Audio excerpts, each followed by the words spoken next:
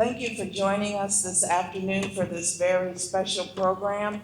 As the first academic president of the college, I thought it was really important to showcase the work of my colleagues and to give you an opportunity to engage with some of the academic members of the college. We have a little disagreement here about the moderator, but they will self-moderate. To my left is Michael Z. Green from Texas A&M. To his left is Ruben Garcia, who is our incoming treasurer of the college. To his left is Charlotte Garden of Minnesota. Good. Okay, my memory's working.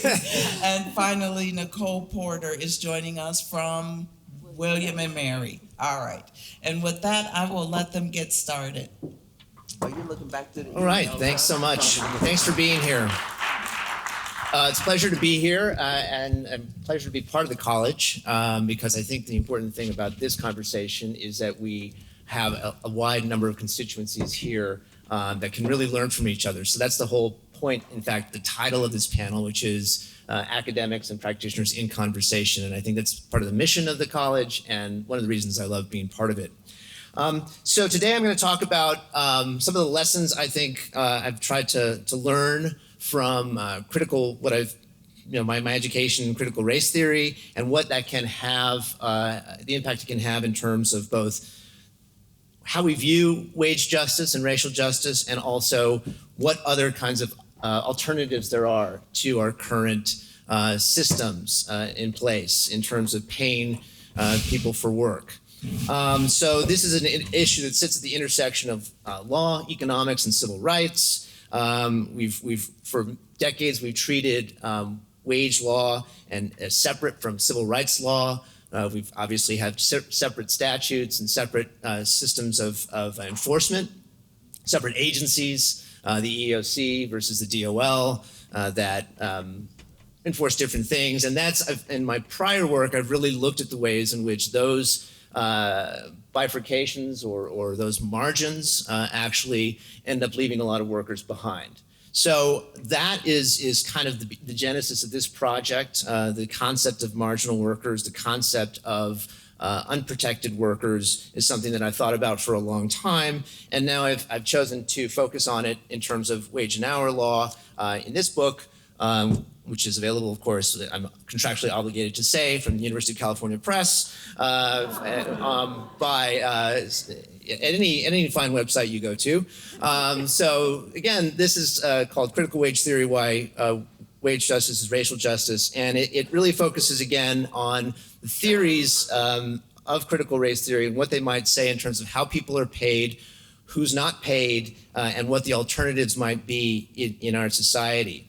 So it's really about, again, explicitly centering. I could talk at length about the book. I've done so many other times, so I won't do that here. I, of course, could talk a lot about how workers of color, immigrants, are more likely to be subjected to wage theft. I think there's a lot of data backing that up. I could also talk about the ways in which the federal minimum wage being at $7.25 an hour for over 16 years has meant that a lot of workers of color and immigrants are not receiving a living wage. They're not receiving a standard of living that's livable. I could also talk at length, of course, about the different aspects in which a lot of this might be structural. Right? Structural racism, implicit racism that may lead to people getting paid low wages or no wages at all. Right? But I'm not really going to talk about all of that today.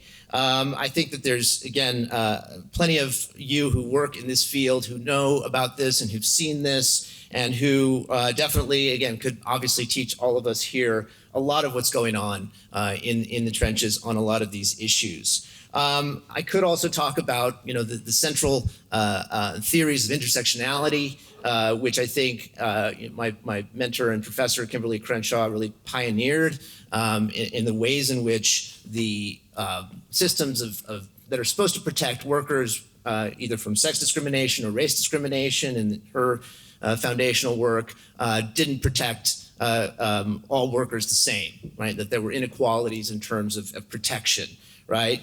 Or I could also, as many of you are familiar, could talk about the ways this actually plays out on the ground, how intersectionality and the different kinds of protections that might apply to workers in multiple ways often lead to their disadvantage. So a study done by sociologists Rachel Best, late Laurie Edelman, and the study that they did sort of proving the thesis of intersectionality, which was that plaintiffs who allege intersectional discrimination on both race and sex are more than 50% less likely to win their claims in court. So looking at EEOC data over from 1965 through 1999, in a study that they did that really showed the more claims that are asserted, the less likely plaintiffs are going to be able to win, right? So this empirical proof of intersectionality, again, I think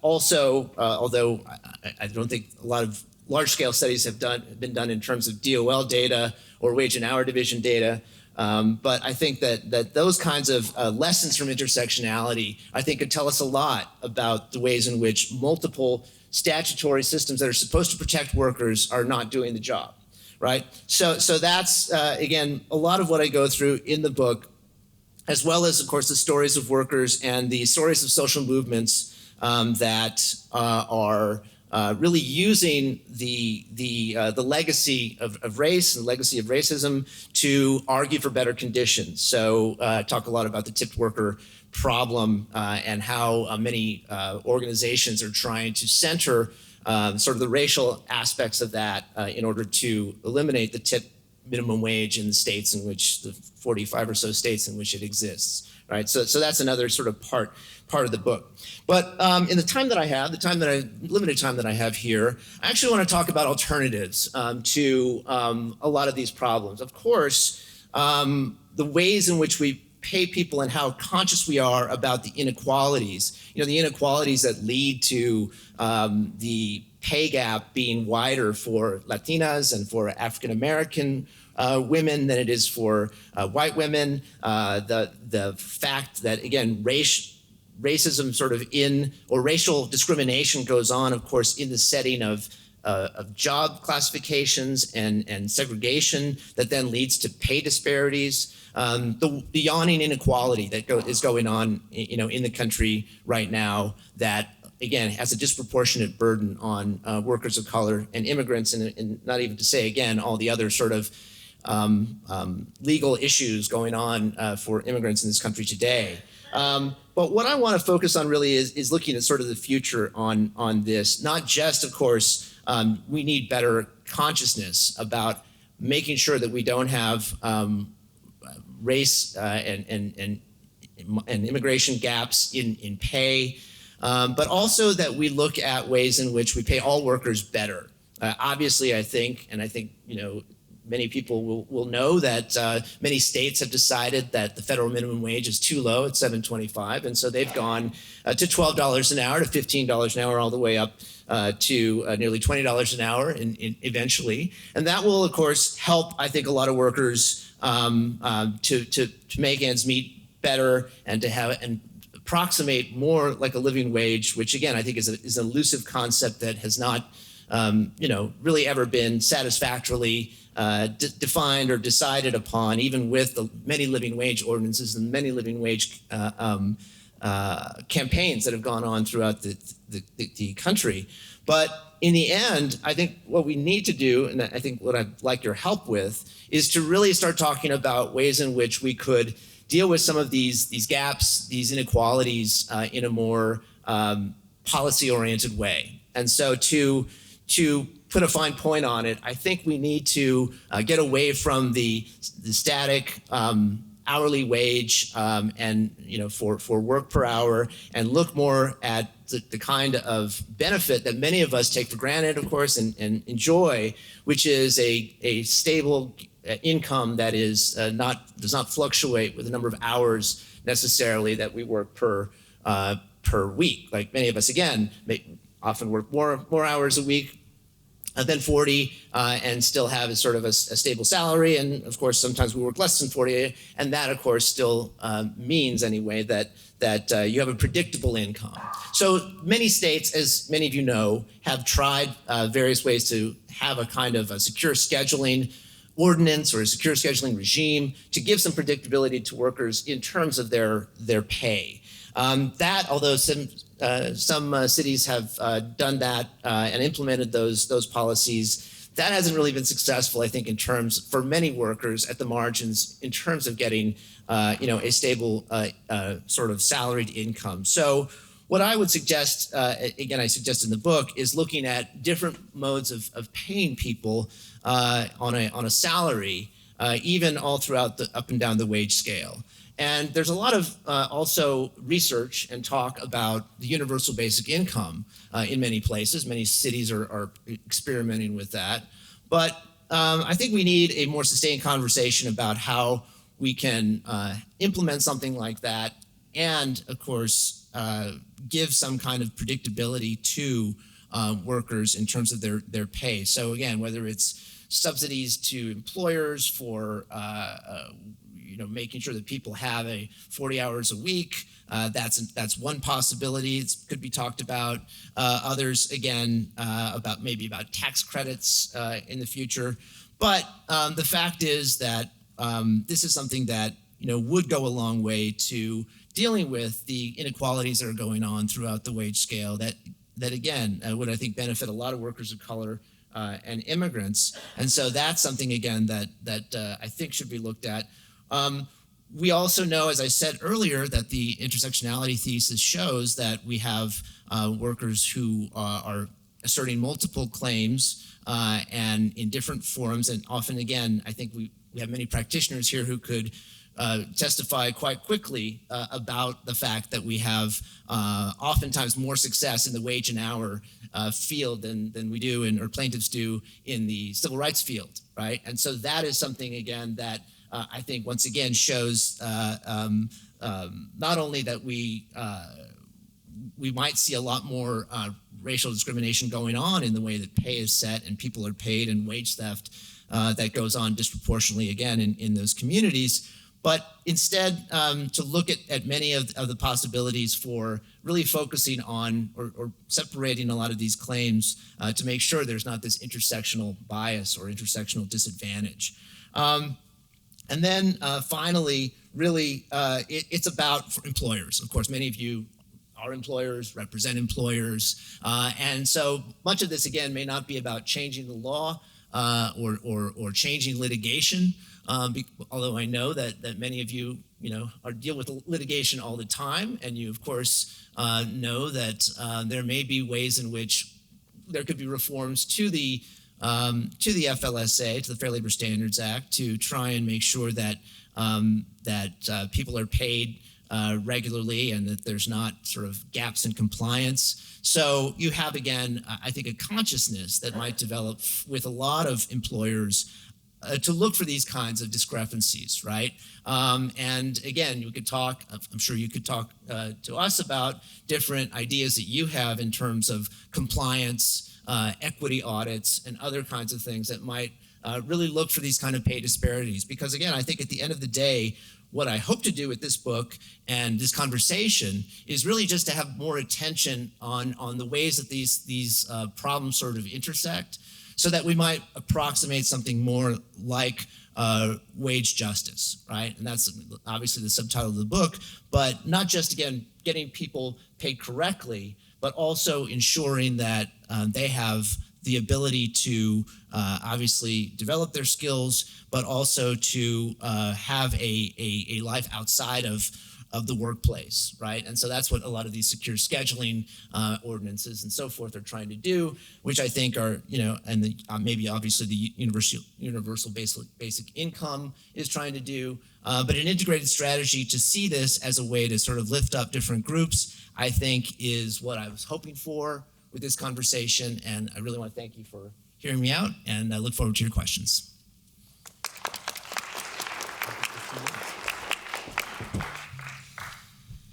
Okay, so I'm up next. Got it. no, it's on. Okay, there we go. Great. Okay, so my project is about expressive association claims. It's a project I've got 2 co-authors with. You've got an early-ish draft, I think, in the CLE materials, but there should be a finalized version in the next few months. So the project came about because my co-authors and I are all interested in the First Amendment as a deregulatory tool, and we were all noticing a new kind of wave of cases that were following in the wake of decisions like 303 Creative, right, which of course is the case where the court held a website designer couldn't be compelled to create a wedding website for a same-sex couple on First Amendment grounds. All right. Yeah. Okay. Okay.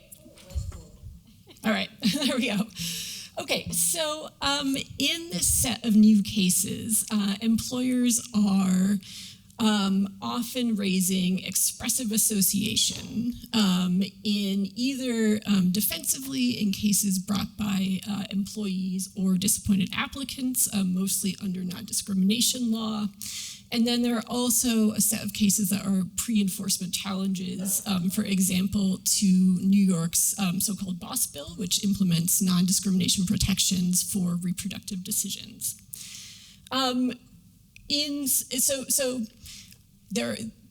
Employers have had a number of successes in some of these cases. There are some district court and circuit court decisions out there that suggest that employers broadly have rights to exclude under First Amendment association doctrine. And so we want to think a little more deeply about whether that was the right approach and why. You'll maybe not be surprised to hear we think that's the wrong approach. We advocate a much more focused, very fact-specific analysis that we think is appropriate because of the control that employers exercise over their employees, because of the fact that employment relationships generally aren't expressive in the same way that voluntary associations are. And then on the other side of the scale, because the regulation of employment relationships is, of course, important to achieving a number of compelling social purposes. So let me say a little bit more about the law of expressive association, how it's being brought to bear in these employment cases, and then talk about how we think these cases should be approached. So expressive association is an implied First Amendment right. It involves both the freedom to associate and the freedom to exclude unwanted members in some cases. The Supreme Court cases on the right to exclude all involve voluntary associations like the JCs and the Boy Scouts, and they ask whether the group's expressive mission will be impaired by the presence of an unwanted member. So you might remember Roberts v. JCs from law school, or more recently, I don't know. The court held that the Junior Chamber of Commerce could not exclude women in violation of Minnesota's public accommodations law because its mission of kind of general professional networking and related civic activities wouldn't be impaired by the presence of women. In the more recent, or the most recent expressive association case, which is Boy Scouts v. Dale, the court deferred to the Boy Scouts leadership, which said that its stated understanding of the group's mission included conveying disapproval of gay people and gay relationships through, and that mission would be impaired by having a gay scoutmaster, right? That would impair the scouts' desire to convey a different message through their association. So Dale, I think, is not a model of clarity, but it did sort of crystallize the expressive association analysis into 3 steps. So 1, is there an expressive association at all? Importantly, this means something more than just, is there a group that speaks in some way? Instead, it asks whether the group sees the way it is constituted as itself conveying some kind of message. Second, would the inclusion of the unwanted member significantly burden the organization's ability to carry out its intended expressive association? Third, if the answer to the first 2 questions is yes, does the regulation nonetheless serve an important enough interest? Okay, so is there expressive association? Is it infringed? Is the infringement nonetheless justified under a version of intermediate scrutiny? So the question then is whether or how the same analysis applies to employment relationships. The Boy Scouts brief in Dale anticipated those questions would come up and specifically said employment is different. Our argument is only about voluntary associations, right? It's only about membership. Employers did make the argument that Dale should apply to employment relationships right after that decision, and they all lost. Those arguments never got traction, but of course recently the court's been much more friendly to sort of similar free speech and religious freedom arguments. And in the more recent cases, the courts are split. The range of a bunch of decisions on both sides, all of which I think have sort of surprisingly thin analysis on whether or why Dale translates to the employment context. I think this is important because these expressive association decisions could really run in an enormous number of directions. So for example, one district court accepted an argument by a for-profit company that operates a wellness center and a vitamin business that it had an expressive associational interest in discriminating against LGBT employees in violation of Title VII. Okay, so some expressive association cases involved fact patterns that could be resolved on other grounds, such as the ministerial exemption, but the broadest articulation of the theory would just have much more runway. So we want to think through, I said, is employment different? Why is employment different? We think there are some doctrinal reasons and some theoretical reasons to say that it is. Okay, so on the doctrinal front, I think you can trace the idea that employment relationships are different for First Amendment purposes through several different lines of case law. One, that idea is present in the expressive association cases themselves. They say, right, professional network associations like the JCs have less claim to expressive association rights than other kinds of associations. And, that's implicit in the Boy Scouts brief saying, right, this is, don't worry, Supreme Court, we think employment is different.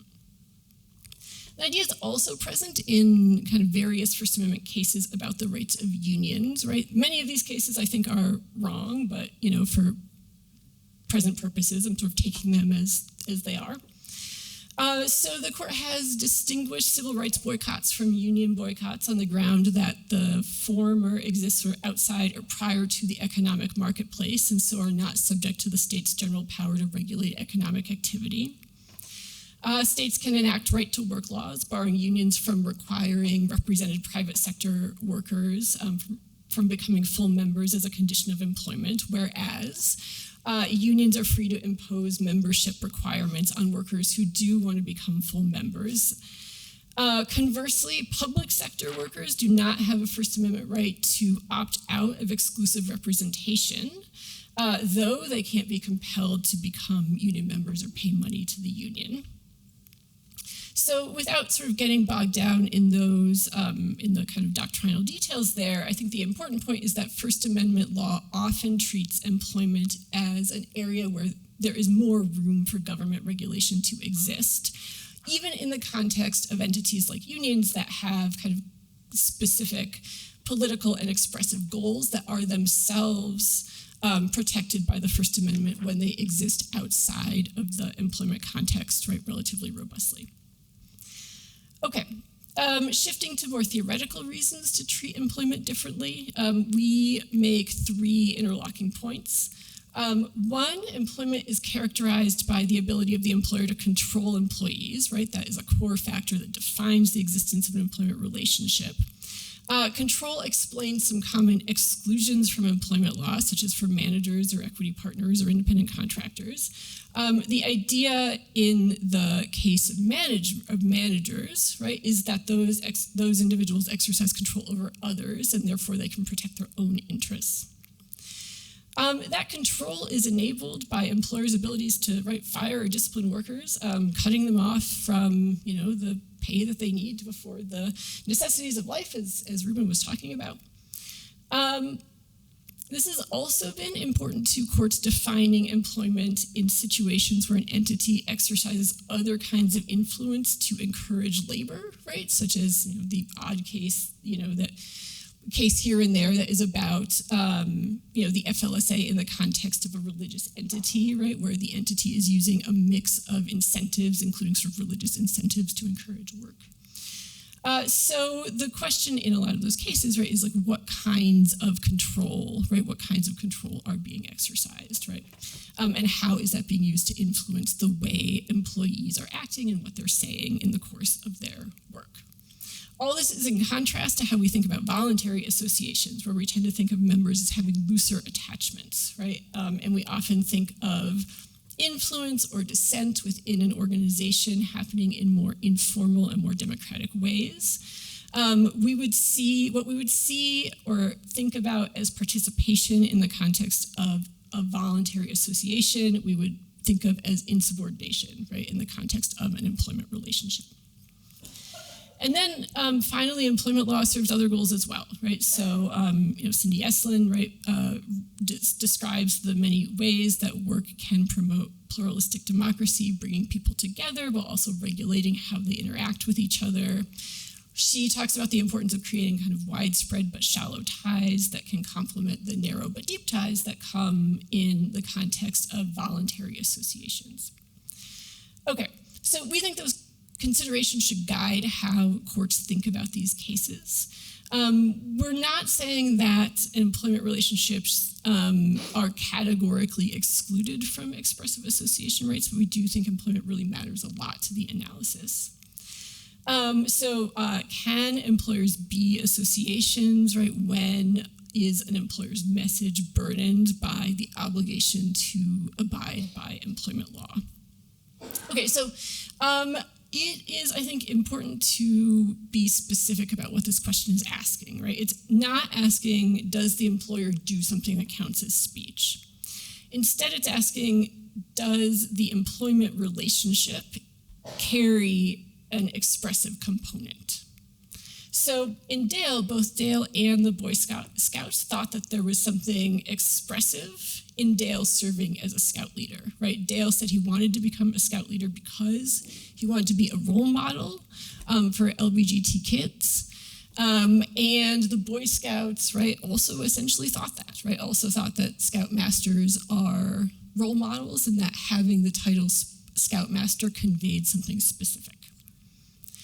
Employers bringing these claims say the same thing about employment, but I think it's worth asking whether it's generally true, right? Whether it's really true that we think about hiring someone or promoting someone or whatever as sort of putting a stamp of moral approval on the employee as a human being, right? Like to me, it's hard to say that that is how people generally understand employment decisions, right? I think it's more likely that we understand employment relationships in a more transactional fashion, with employers often having pretty limited insights into who their employees are as people.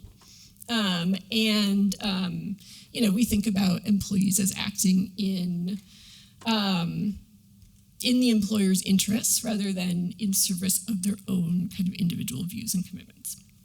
So for that reason, law treats speech that comes out of the mouths of employees when they're doing their jobs as functionally the employer's speech, right, that the employer has the ability to control.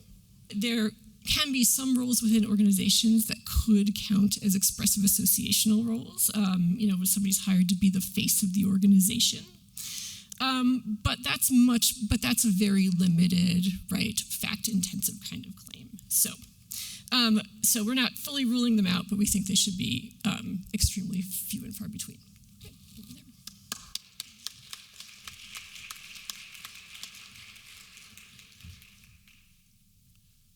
All right, so glad to be here as part of this program. Thank you, not our moderator, but the wind beneath our wings, Cynthia and Nance, for putting this program together. I am Michael Green from Texas A&M. I want to just give a note about this panel.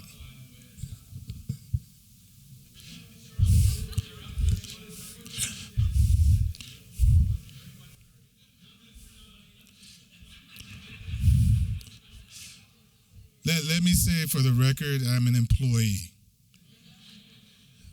Okay, so from Texas A&M, and I wanted to thank not only Cindy but the college for allowing academics to be members of the college. And now you have your first president who is a member of the college. It's always great to see the value of academics. If you don't know right now, there is an assault on academics and an assault on universities, and especially with the kind of work that we do and write about, there are attacks on us personally, and my presentation is a little bit related to DEI. So if you don't know, there's a direct attack on DEI through attack direct on academics through DEI lawsuits. If you haven't seen the Northwestern complaint, you should read it and look at it. So I've given you this little plug for us. I thought today when I was sitting in a session, how can academics really benefit you? And there was a session this morning where they were talking about religious discrimination, and the panelists, all these great panelists, like a federal judge, someone who worked with the EOC, plaintiffs practitioner, employer practitioner, and they're sitting there asking, well, what's the difference between undue hardship now in religious discrimination versus undue hardship under the ADA? And they said, isn't it really the same? And I'm sitting there going, uh-oh. Should an academic jump in here and say, like, don't you guys know Justice Alito specifically rejected the ADA standard? But then I didn't want to be that guy. So I let them just contemplate. Maybe they're the same, maybe they're not. So we can help you if you want us to. So my paper is about anti-DEI tactics, right? This whole process of using DEI attacks where they're turning civil rights activism on its head. And some of it's related to some of those things that both Ruben and Charlotte talked about, like, these association claims and all of this stuff. This is kind of like civil rights litigation in the 60s and 70s, but they're using it in a totally different manner to promote, like, conservative ideologies. And so anti-DEI groups are using nonprofit associations to bring lawsuits asserting that DEI practices represent discrimination based on race. They're aligning their claims as these civil rights violations and asserting standing. And they're using unique standing arguments that are based upon civil rights cases, like how people would have standing under the NAACP or the ACLU to suggest, or the Sierra Club to suggest they also have standing. And what these standing arguments are making is that we have all of these white persons who are being harmed by these DEI policies, but because we don't want to identify who we are, we can use these associations. We can be anonymous, and because we're afraid we might be retaliated against, just like people who were members of the NAACP in the 60s might be retaliated against. You don't even know who they are. They seek injunctions against businesses. Some groups have relied primarily on Section 1981, which actually comes from the Civil Rights Act of 1866, which was a statute to protect the emancipated slaves. It was created by the Reconstruction Congress after the 13th Amendment came into being, abolishing slavery, and yet they're using this statute. There was a remedial statute to provide equal contracting rights for the then newly emancipated slaves as a mechanism to challenge DEI practices. Some people think that seems odd that they would be able to use that statute. Maybe academics might think that's odd to use that statute. So let's talk about Section 1981, the Civil Rights Act of 1866, and what my academic paper is really about. It is eventually going to get into what academics really from the Supreme Court jurisprudence talk about as textualism. And if you look at the actual text of the statute, especially the language where it refers to as enjoyed by white citizens, suggests that the statute was intended not to protect white citizens, but to protect the newly emancipated slaves so that they would have the same rights as those enjoyed by white citizens. So a strictly textual argument, which I am hoping would appeal to my brother on the Supreme Court, Clarence Thomas. who believes in textualism. And so we think about that as an argument. Now, the backlash that has occurred since the SFFA decision regarding Harvard, but that was a student admissions case. Anti-DEI lawsuits have relied on this case to bring race discrimination claims based on Section 1981. They've gone after large law firms for their fellowships.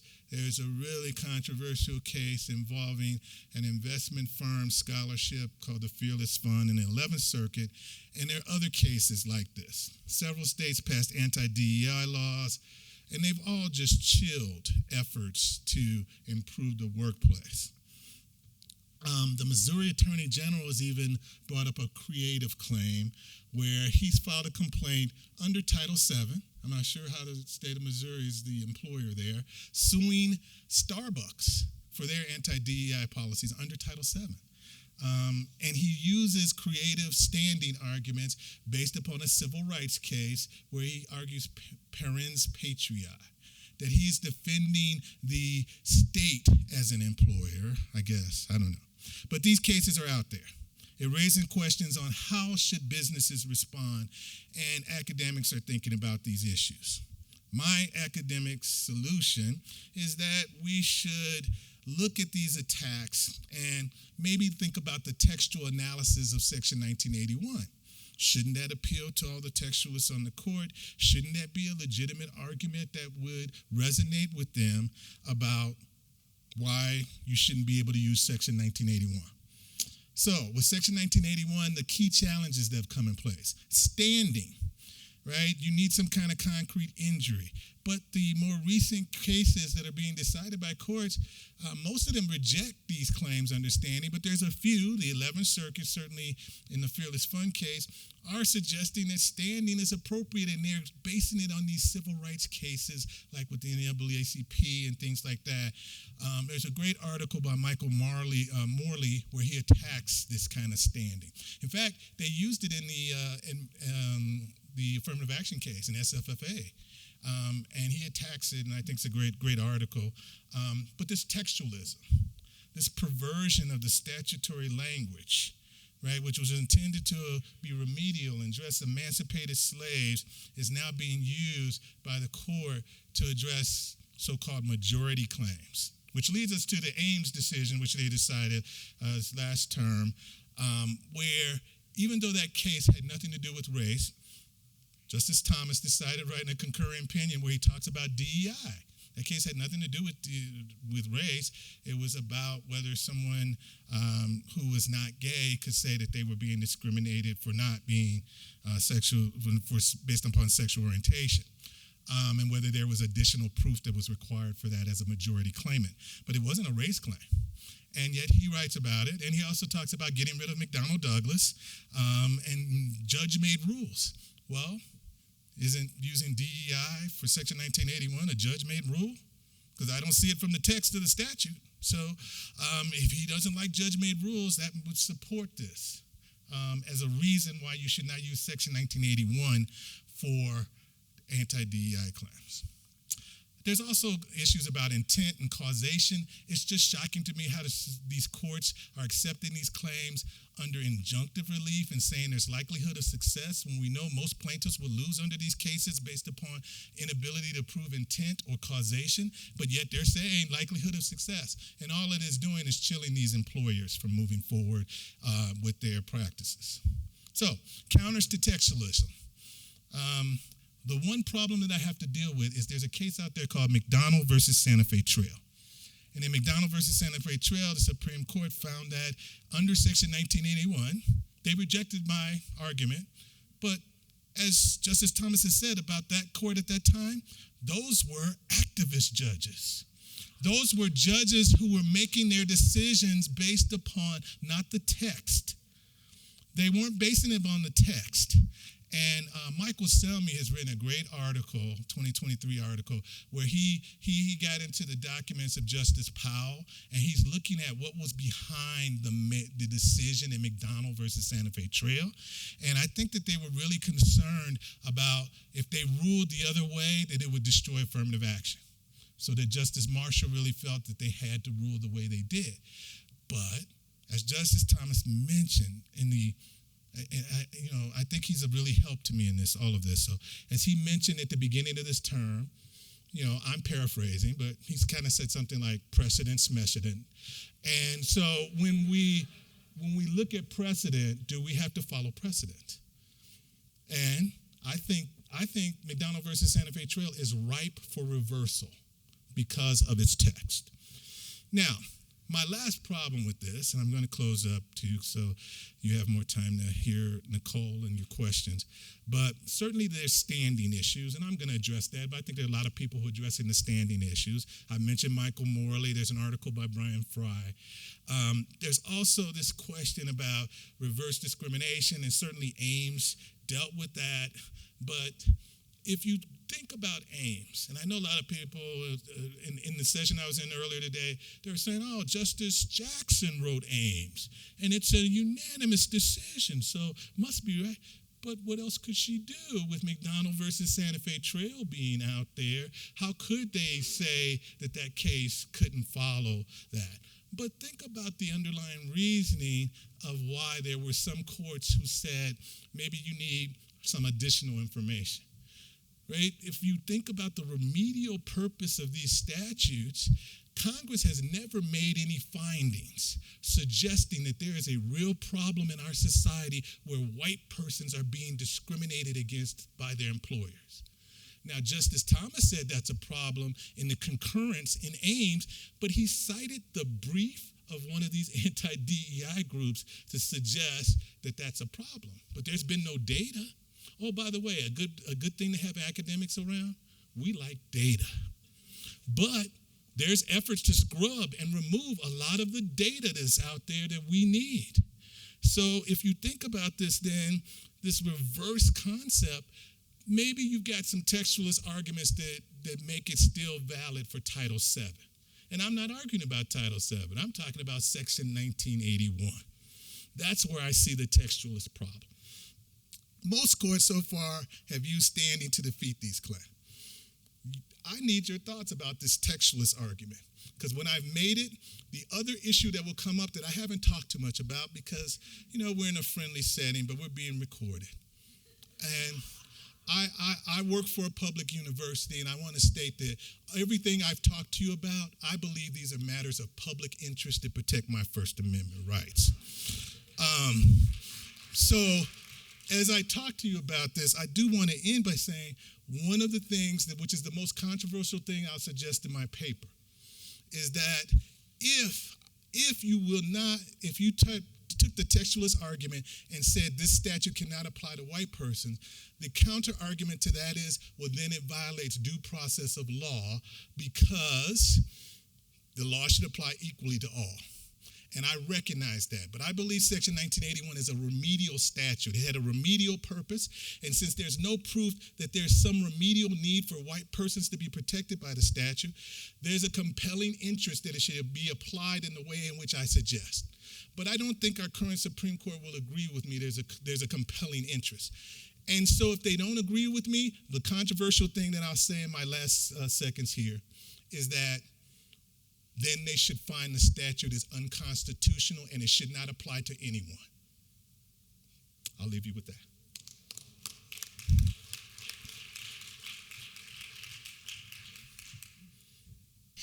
So first of all, thank you so much to Cindy Nance and the college for putting on this program. And I just need to say, Michael said this too, Cindy's just been such a huge supporter of so many of us in academia, and especially getting into the college. And you're just such an inspiration. So I'm really happy to be here.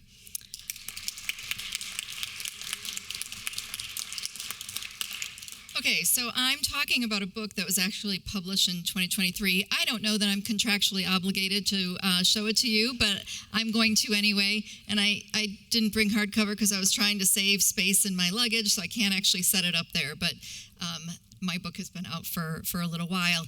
And so let me talk a little bit about why I why I wrote this book and what I've been thinking about. So it really was the accumulation of years of research of trying to figure out how to make the workplace more humane for everyone. And I do that by trying to reimagine what's possible. And so first, let me show you, sort of a familiar scene of pre-COVID and post-COVID experience with remote work.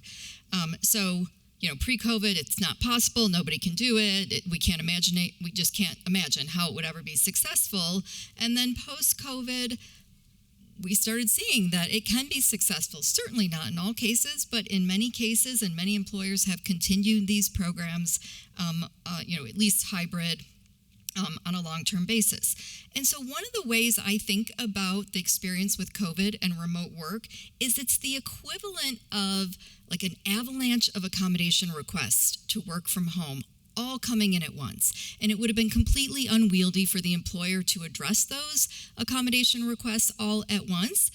So instead, it has to just drastically change its entire structure of work so that all employees could work remotely. So my question that I bring up in the book, although the book started before the pandemic, but the pandemic is a nice frame for this, is if this type of reimagining of how and where work is performed is possible, why can't we reimagine where and how work is performed with respect to other types of accommodations?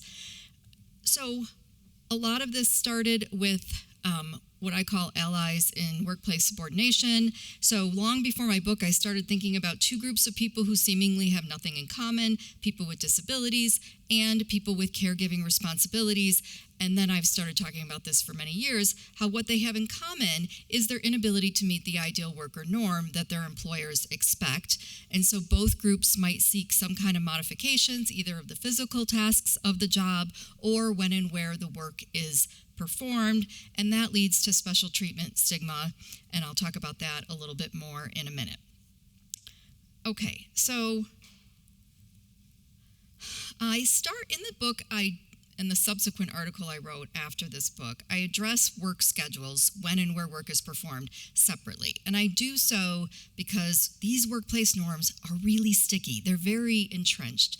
But more importantly, I do so because changes to schedules are the most frequently requested accommodation under the ADA, and they were the most frequently requested accommodation for religious beliefs until the country became remarkably more religious when they didn't want to receive the COVID-19 vaccine. So in the book, I talk about just hours, sort of full-time, overtime, those expectations. Part-time's impossible for a lot of employers. Shifts in schedules, requirements of overnight shift, rotating schedules, which, by the way, are horrible for everyone's health. Attendance policies and how stringent they are. So some employers only allow 7 absences an entire year for any reason at all. I can't get my students to miss fewer than, no, I can't. Most of them don't miss that much, but I always use as an example to them because they're only required to be in class twice a week for 14 weeks and they still have problems with it. Strict leaves of absence policies, and then of course limits on work from home. And so the idea with entrenchment is I'm trying to show employees, employers, and courts all believe these norms are unchangeable. Even employees will say good workers are those who are always there and never miss work. Employers, this is just the way it's always been. There's no other way for us to structure our work. And studies actually show with respect to employers, they're less likely to accommodate a schedule modification than they are to accommodate a request to change the physical functions of the job. And then, of course, courts will side with employers by deferring to the employer's norms as being an essential function of the job. And so that usually means that the plaintiff loses when schedules, when and where work is performed, is at issue. So let me talk a little bit about this special treatment stigma that I started talking about. So one of the major problems with an individual targeted accommodation mandate, where we only accommodate workers who have a disability or who have a religious belief or now who are pregnant with the PWFA, is that these individual accommodation mandates cause what I call special treatment stigma. So this manifests itself in two ways. And the first way is employers' reluctance or refusal to accommodate. So employers are less likely to hire people who need workplace modifications. Sometimes they're even willing to provide informal modifications until the employee actually asks for it, which triggers a legal obligation, and then somehow that's a big deal. They refuse to accommodate, citing expense, preferential treatment, concerns. And when they do refuse, employees are either out of work or they're doing their job in a dangerous way. They're sort of sacrificing their own health or maybe sacrificing their sincerely held religious beliefs. Even though when employers do accommodate, there are still consequences. So workplace consequences in the form of marginalized careers, these employees often don't advance as fast or as far, don't get as much pay, for instance. There's a lot of resentment by coworkers. Some of this is because some accommodations will have an effect on other workers, but some of it's because these accommodations are things that other workers covet, and that creates this resentment by coworkers. And then there's also, not with all of these, but with some, this possible stigmatic effect of having to identify as belonging to a protected class. And so there's stigma for disability. There's still stigma attached to that. And so you can see, lots of employees don't want to have to claim their disability. So because of this special treatment stigma, I sought out to find a solution that would include accommodating everyone. So I'll briefly discuss the proposal and then provide the justifications and respond to the inevitable critiques, especially by a bunch of lawyers rather than academics. So the starting point, these obvious examples are things we would already see. Someone with diabetes is requesting more frequent breaks. A mother with school-age children might ask to move her hours earlier so she can get home when they're off school. A pregnant worker requests a stool to sit on, or an employee who observes the Sabbath requests a schedule change. There's some less common examples, but ones that I think that we would still understand. And so something near and dear to my heart, a short person, I'm 4'11", is generally, might ask for machinery to be changed or modified so that they can reach it comfortably. And short stature is not a disability on its own, and I have frequently been in a position where I need an accommodation. I don't have the legal entitlement to one. Sometimes older workers might have like a chronic back pain, and they request reassignment to a vacant position because they were in a position that required a lot of physically rigorous activity. Now that should be considered a disability after the ADA Amendments Act, but they might not think of it that way, right? They might not think of it as being a disability. An obese person might request a special chair. Obesity is generally not considered an impairment, even after the ADA amendments. And then I've got some what I call preposterous examples. And some of these, this one actually was sort of related to something I did. I was training for a marathon that was in January in Florida, but I was in Michigan where it snowed, doing long runs in December, so it's dark very early in December and there's a snow, and that's just a bad combination. So I could imagine someone saying, hey, can I shift my hours from 9 to 5 to 7 to 3? Or maybe somebody is, has a new dog and wants to take it to training. They're going to still work their 40 hours or whatever, but they want to just shift those hours a little bit. Or a worker without children is taking care of school-age nieces and nephews for a few months. This actually happened to a friend of mine at a former law school right after Katrina.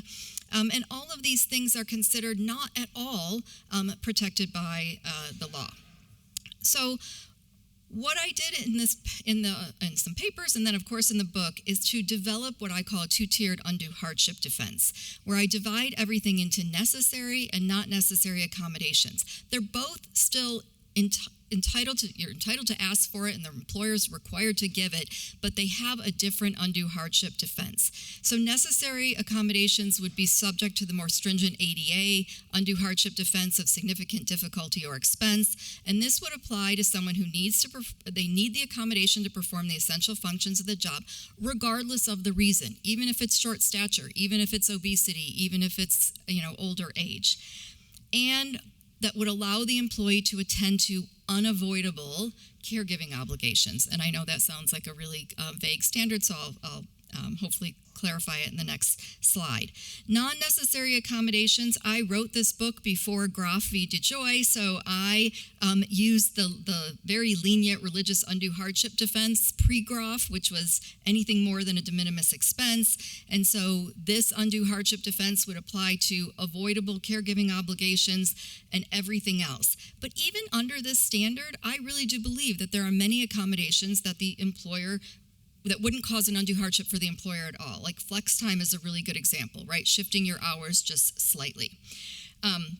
And so let me talk a little bit about how I divided up unavoidable versus avoidable, because I got a lot of, there was a lot of controversy over this. This standard is sort of very loosely adopted from work by Peggy Smith, and I believe her standard was loosely adopted from unemployment insurance cases. But basically, it's whether a reasonable caregiver would have felt compelled to resign because of the caregiving obligation, or would have met the obligation even knowing it could lead to termination. So some examples: leaving young children home alone when normal caregiving arrangements falls through. This is actually a true story. A woman left a 2 and a 10-year-old home alone because she knew she was going to lose her job if she didn't, and her babysitter didn't show up on time, and her children died in a house fire.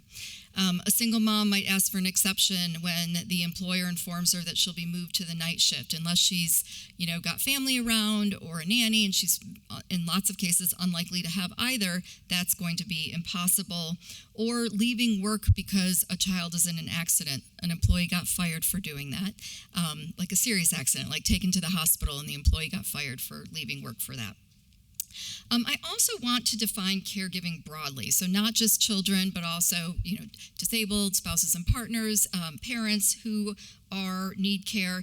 But defining caregiving broadly also recognizes that families come in all shapes and sizes, and we really shouldn't have employers and legislatures sort of in the business of defining which loved ones are important enough to create a caregiving obligation. So avoidable ones are things that, well, they're avoidable.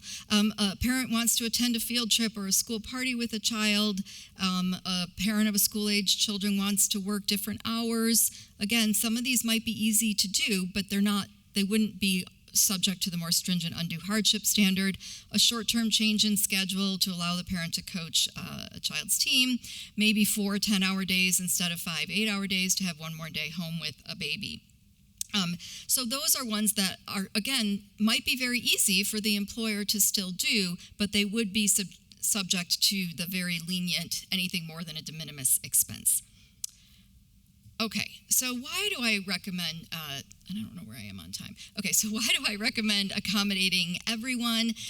Obviously, the most important reason is to eliminate special treatment stigma.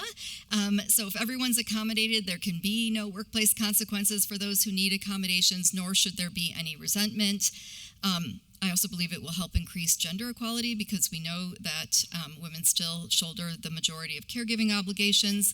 It avoids the difficulty and sometimes stigma of proving a protected class. It's still hard to prove disability even after the amendments. And then I think really importantly, it provides balance to everyone. All employees deserve to have a healthy balance between work and their lives, not just parents. Everyone does. There are serious health consequences that we know that are attached to employees who are overworked. They often lead to injuries and accidents in the workplace.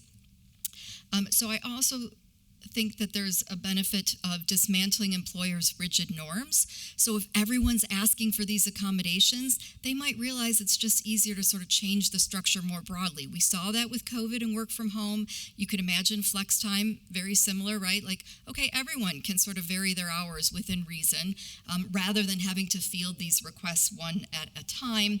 And then finally, yes, I do think there are benefits to employers. So keeping valuable employees employed rather than dealing with the cost of attrition, which is very, very expensive.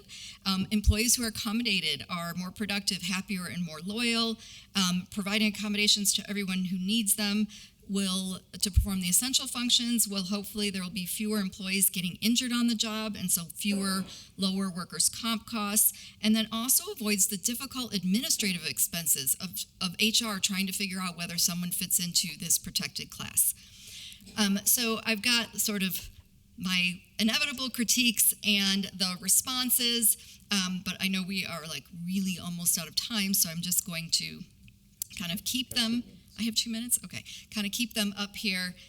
So, oh, it's too complicated. Is it really, though, more complicated than wading through the PDA and the PWFA and religious accommodations and the ADA after the amendments?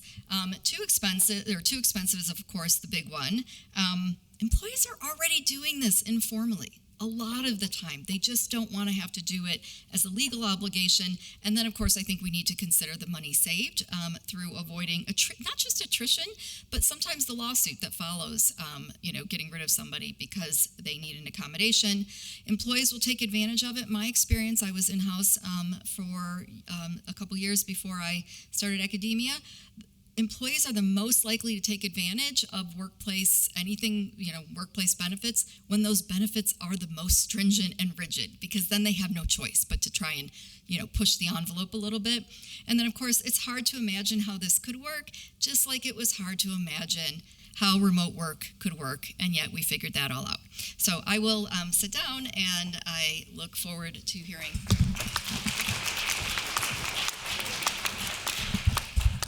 So I think we look forward to your questions now, right? That's the time we got 15 minutes for that.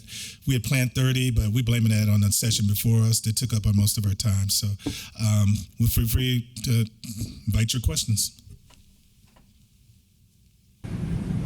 Yes.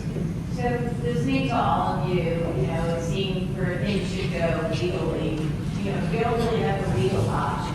Have you ever thought of doing things like that and showing, in your speech, where you're saying it's profitable to employers? Because employers they don't have the restrictions, they're not going to do what they should do to make the workplace better unless they see it beneficial to them. So is there any data out there to show paying someone a living wage, or a data to go to companies and say, if you have this model, you are going to be more profitable, and that kind of goes that way. Well, I'll start just briefly. So I haven't done that research, but Joan Williams has done it a lot with respect to flexible workplaces, with respect to caregiving, and there is a wealth of data out there. The problem is it doesn't, I don't know that anyone's really figured out a really good way of getting it to employers. So, another academic friend of ours said he doesn't think that this economic efficiency, or that these are actually efficient to have these flexible workplaces, because if so, employers would already do it. And my response is, no, they wouldn't. A, they don't know about it. That's the biggest problem. B, I think I've talked about how I don't think employers they don't have a crystal ball, and so they don't know, if I do this for this employee, are they going to be the one that's going to be more productive and more loyal, or maybe it's not going to work out. Even though we have the data that shows on average, they are more productive and more loyal. Yeah, I mean, there's a lot of studies out there coming at this from different angles. I think many of us may know about the Friedman and Medoff studies of the 80s, basically talking about how long-term relationships with unions may be more effective for employers because there's less turnover and so they're one sort of set of economics that's looking at sort of those kinds of costs. And of course, there's also studies about raising the minimum wage or increases in the minimum wage that didn't have a negative impact on employment in the fast food industry in New Jersey. So there's been studies like this for a long time. I think and I mentioned one study as well, in the intersectionality world. But I think that really there's plenty more work to be done, as Michael was saying. We certainly could look for and listen to sort of ideas for new ways to sort of get these points across through data and through research, and that's what we're trying to do, I think here. But it is a good question about whether or not what impact that would have, because I think those studies, as I said, about the minimum wage or about the long-term benefits of unionization for employers, I think those are many of them, we know about those studies and we've known about them for a long time, and they still may not have the same impact, as Nicole was saying, on employers' practices, right? So I think it's the question of getting the again, getting more people to listen to the data and the numbers and the studies, and that would be a great thing. Yes, sir. Given the Supreme Court's decision in the Harvard University case and all of the following litigation attacking DEI policies and the Supreme Court's clear 6-3 conservative majority, do you see any future of DEI in the workplace? I take it that question is for me.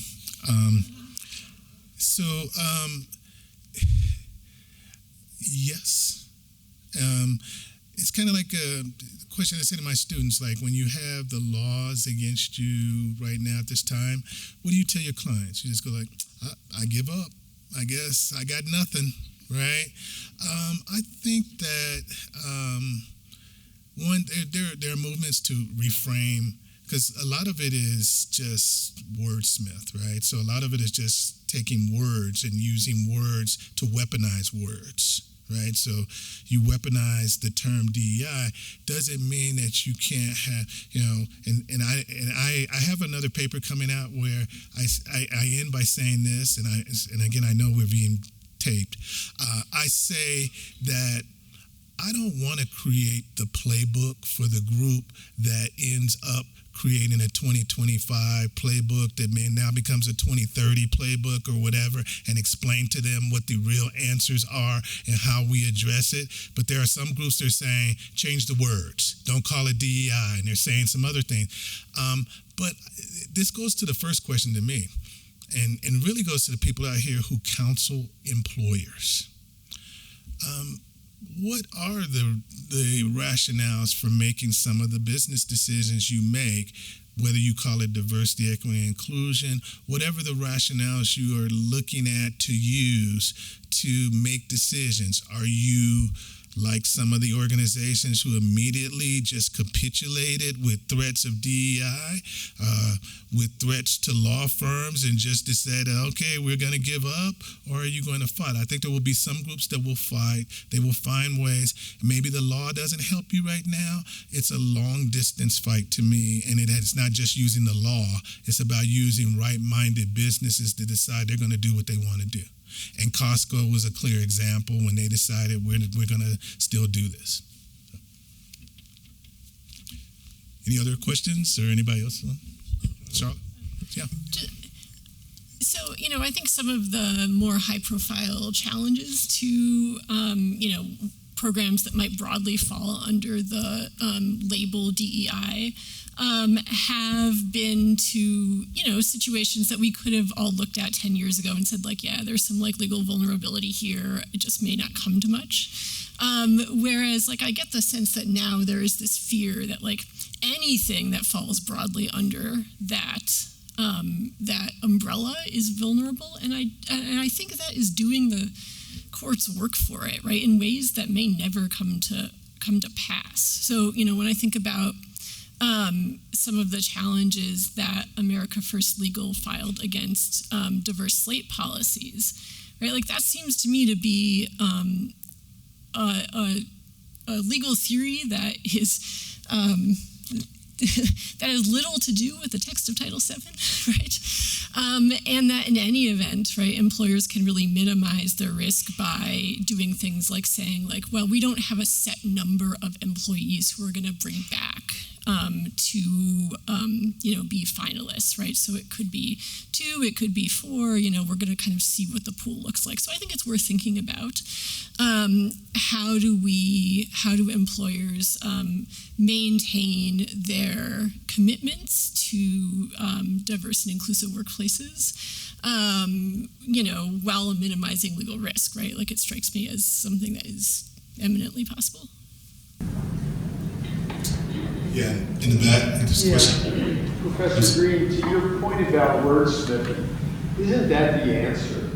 We now know diversity is a dirty word. Right. Well, let's leave aside the judgment on that.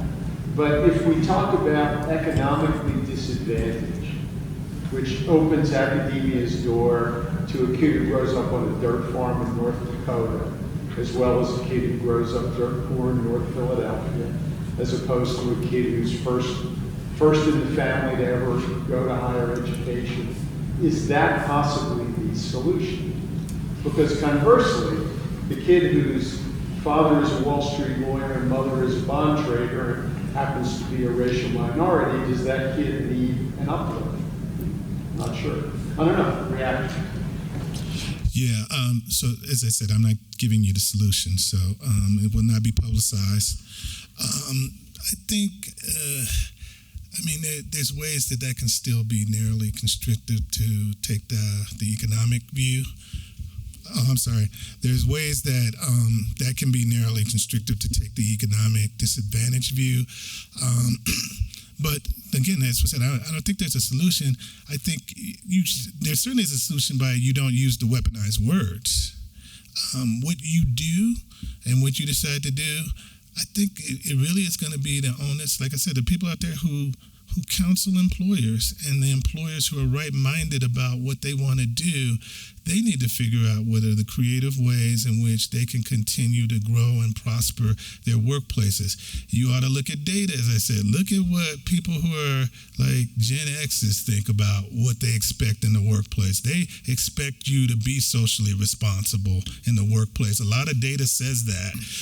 So look at who your decision makers are and who you're listening to, and think about what the future of your workplace is going to be and decide how you ought to move forward that way, would be my suggestion. And don't get caught up in what the words are that you use to describe it.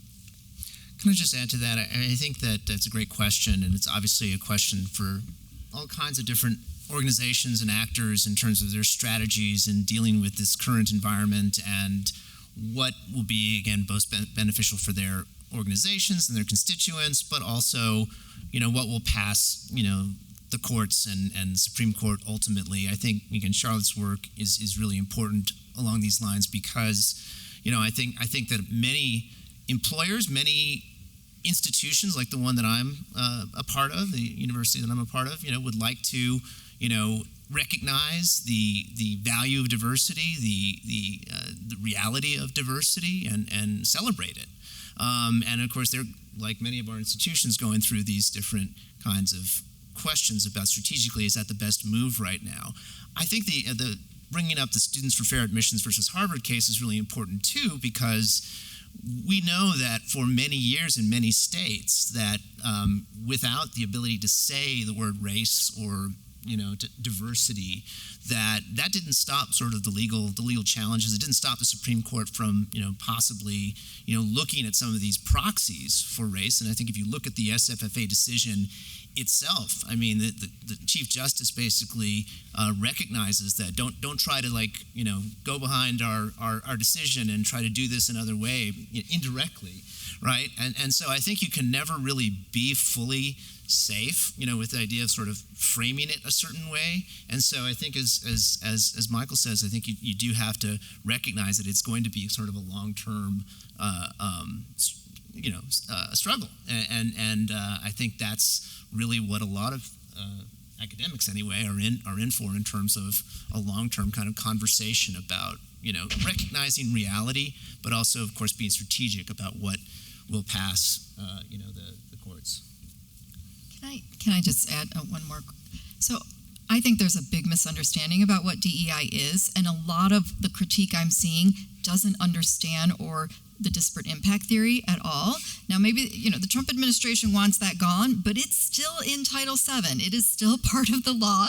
And so I think that so much of what falls under the umbrella of DEI is avoiding both explicit and neutral practices that have a disparate impact on a protected class. And that has to continue happening, or you're creating vulnerabilities for other types of suits. There's a question in the middle. Yeah, I just wanted to add on this polarity. I'm an immigrant and came from communist corrupted Romania, and that sort of word shifting and doublespeak were the conditions that my family fled, having been persecuted as political refugees and subject to the onslaught. And I became an attorney precisely because I realized we can't run. We're the world's leading example and it's trying to safeguard those human rights. So in response to that, I've seen organizations where I work change their terminology to response to that, I say that words have power. They embody the values we seek to practice, and they also contain the educational points and the legacy and the history that our nation has been striving for decades. So when it comes to bullies taking from us and trying to change our words, it's not about, you're never going to win if you hedge to that. You have to respond accordingly, think of the long-term effects of your actions and choices, and continue that long-haul approach, because it's about control in the end. And to act in fear and be controlled is only going to make matters worse. So, as we've seen in other corrupt communists, dictatorships, really people didn't rise up for too long.